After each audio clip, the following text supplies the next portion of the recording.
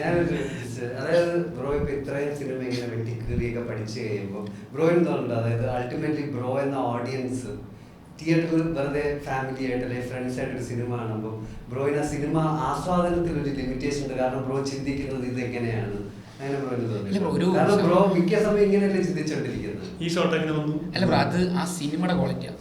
ഞാനിപ്പോൾ ഒരു പടം ചെയ്തൊരു ആക്ടറാണ്, അല്ലെ ഞാനിപ്പോൾ ഒരു 10 പടം ചെയ്തൊരു ആക്ടറാണ്. ഞാൻ ഈ സിനിമയെ കീറി മുറിക്കാനായിട്ട് പോകണമെന്ന് പറഞ്ഞിരിക്കുമ്പോൾ ആദ്യത്തെ 10 മിനിറ്റ് കൊണ്ട് നീ ഒന്നുമല്ല, ഈ സിനിമ നിനക്കും മേലെയാണ്, നിന്നെ ഓഡിയൻ്റാക്കി മാറ്റുന്നത് തീരുമാനിക്കുന്ന ആ സിനിമയാണ്. ഇപ്പം ഞാൻ റീസെൻ്റായിട്ട് പറയുകയാണെങ്കിൽ മഹാരാജ വിജയ് സേതുപതിയോടൊപ്പം ഞാൻ ആ സിനിമ കാണാനിരിക്കുമ്പോൾ എല്ലാവരും തിരക്കഥയിൽ ഭയങ്കരമായിട്ട് വണ്ടർ ചെയ്ത പടമാണെന്ന് അറിഞ്ഞിട്ടാണ് കാണാനിരിക്കുന്നത്. ഓക്കെ, എന്താണ് ഇവരുടെ കളി? സ്ക്രീൻ പ്ലേ ചീറ്റിംഗ് ആണല്ലോ ബ്രോ. ചീറ്റിംഗ് മീൻസ് കഴിഞ്ഞാൽ ചീറ്റിംഗ് എന്ന് പറയാം, അതെന്തുകൊണ്ടെന്ന് വെച്ച് കഴിഞ്ഞാൽ അത് അങ്ങനെ ഒരു കഥയാണ്. കഥയെ ഇങ്ങനെയൊക്കെ ചെയ്യിപ്പിച്ച് ഇത് ബ്രഹ്മാണ്ടമാണെന്ന് തോന്നിപ്പിക്കുന്ന ഒരു മെത്തേഡായിട്ടുണ്ട്. സോ മഹാരാജ കാണുമ്പോൾ ആദ്യത്തെ 10 മിനിറ്റ് അതിന് വേണ്ടി ഇരിക്കുന്നത്, 15-20 മിനിറ്റ് ആയിരുന്നു ഞാൻ ഓടിയുണ്ടായി.